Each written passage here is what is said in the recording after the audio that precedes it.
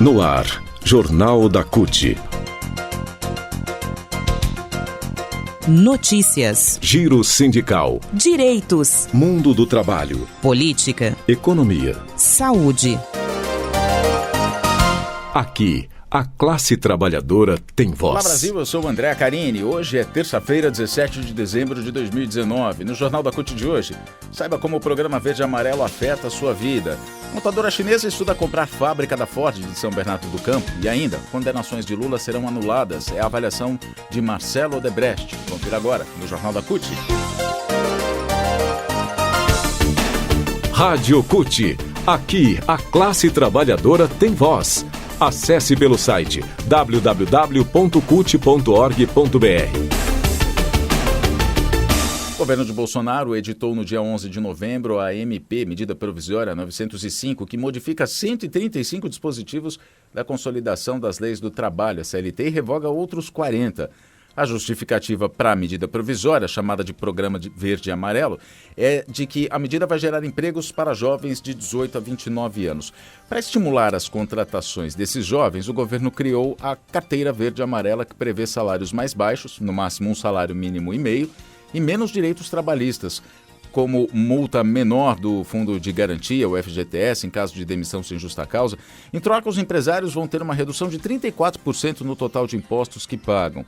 O rombo nos cofres públicos com essa desoneração, segundo cálculos da Instituição Fiscal Independente, a IFI, órgão ligado ao Senado, é de 11 bilhões e 300 milhões, caso a meta de 1 milhão e 800 mil novos postos de trabalho seja alcançada.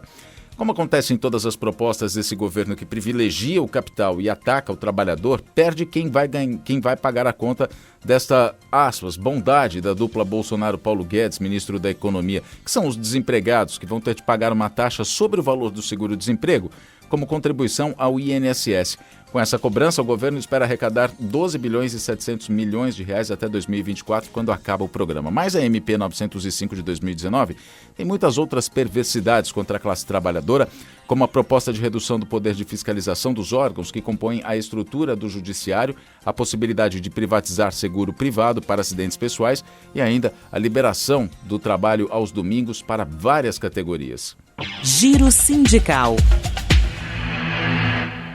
A montadora chinesa BYD, que é especializada em veículos elétricos, está interessada em comprar a histórica fábrica da Ford de São Bernardo do Campo, na Grande São Paulo. A empresa anunciou o encerramento das atividades em fevereiro deste ano e fechou a planta no dia 30 de outubro. Na verdade, a BYD é chinesa. Segundo a apuração da Folha de São Paulo, as conversas entre as duas multinacionais ainda estão em estágio inicial. A BYD, que tem uma planta instalada desde 2017 em Campinas, no interior de São Paulo, quer investir na produção de caminhões movidos à eletricidade na América do Sul. Até o momento, a empresa produz em pequena escala chassis para ônibus elétricos e painéis solares. A Ford funcionou no local durante 52 anos. Cerca de 600 trabalhadores que atuavam na montagem foram dispensados com o encerramento das atividades. Em setembro, o governador de São Paulo, João Dória, do PSDB, anunciou o interesse da Caoa pela planta de São Bernardo. O fundador Carlos Alberto de Oliveira Andrade confirmou a informação e afirmou que a fábrica deveria ser utilizada para a fabricação de caminhões. As negociações, no entanto, esfriaram depois que a Caoa anunciou que as chances de compra seriam remotas. O Sindicato dos Metalúrgicos do ABC, por meio de sua assessoria de imprensa, afirmou que não vai comentar o caso até obter informações concretas. Build Your Dreams, construa seus sonhos, é o que significa a sigla BYD. Existente desde 2003, a BYD é subsidiária da BYD Company, que foi fundada em 1995. A empresa também produz bicicletas elétricas, empilhadeiras, baterias recarregáveis. Desde 2010, a BYD vem crescendo no mercado de automóveis, chegando a vender anualmente cerca de 400 mil veículos pelo mundo todo. O time de profissionais que atuam na empresa é formado por ex-funcionários da Audi, Ferrari e Mercedes-Benz. Notícias.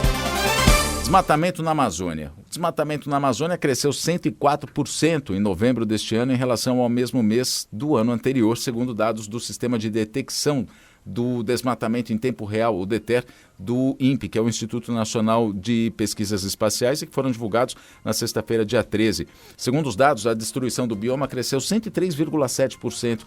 foram 563,03 quilômetros quadrados destruídos entre 1º e 30 de novembro, um recorde para o mês desde o início da série histórica em 2015. Os dados chamam a atenção porque o mês de novembro é o início de uma época chuvosa na maior parte da Amazônia, quando os índices supostamente diminuiriam. Desde o fim de 2018, o sistema aponta um crescimento significativo dos números de desmatamento. Os dados do INPE, no entanto, foram questionados pelo presidente Jair Bolsonaro. A polêmica culminou na exoneração do então diretor do Instituto, Ricardo Galvão, no mês de agosto. Em junho, também em relação ao mesmo mês do ano anterior, o crescimento foi de 90%. Em julho, agosto e setembro, os números foram ainda mais expressivos, 278%, 222% e 96%, respectivamente. Desde janeiro, a destruição teve um aumento de 83,9% em relação ao período de janeiro a novembro do ano anterior. Total de 8.974 quilômetros quadrados contra 4.878 quilômetros quadrados destruídos no ano passado, ou seja, praticamente dobrou. Política.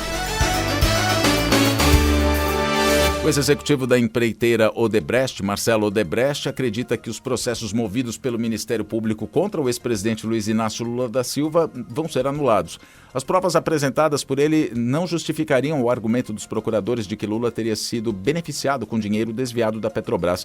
Segundo o jornalista Lauro Jardim, do Globo, em coluna publicada no domingo, dia 15, o ex-número 1 da empreiteira tem conversado com pessoas próximas sobre o tema e confidenciado que as provas que ele apresentou ao Ministério Público não poderiam justificar um beneficiamento por parte da Petrobras, mas um suposto beneficiamento por parte da Odebrecht, fragilizando assim o processo. Marcelo justifica, o colunista diz, que o Marcelo justifica essa afirmação dizendo que as provas que ele próprio apresentou à Justiça mostram que o dinheiro usado para beneficiar Lula não foi desviado dos contratos da empreiteira com a Petrobras conforme construção da denúncia e foram sim do caixa da Odebrecht para pagamento de propinas. Uma das bases para a condenação do ex-presidente Lula no caso do triplex do Guarujá é exatamente uma delação premiada do ex-presidente da Odebrecht. A defesa de Lula aponta que o processo é repleto de ilegalidades que se enquadram em lawfare, definido em livro lançado pelos advogados de Lula, Cristiano Zanin e Valesca Martins, como o uso estratégico do direito para fins de deslegitimar ou prejudicar ou ainda aniquilar o inimigo. Jornal da CUT. E o Jornal da CUT fica por aqui, produção da Secretaria de Comunicação da CUT Brasil, Rádio Online e Distribuição, Agência Rádio Web, colaboração Rede Brasil Atual e TVT. Notícias e informações sobre o mundo do trabalho, cut.org.br, nas redes sociais, Facebook, Instagram e Twitter. É só procurar por CUT Brasil e a gente está também no Spotify. Obrigado pela sua companhia e nos falamos na próxima edição. Até lá!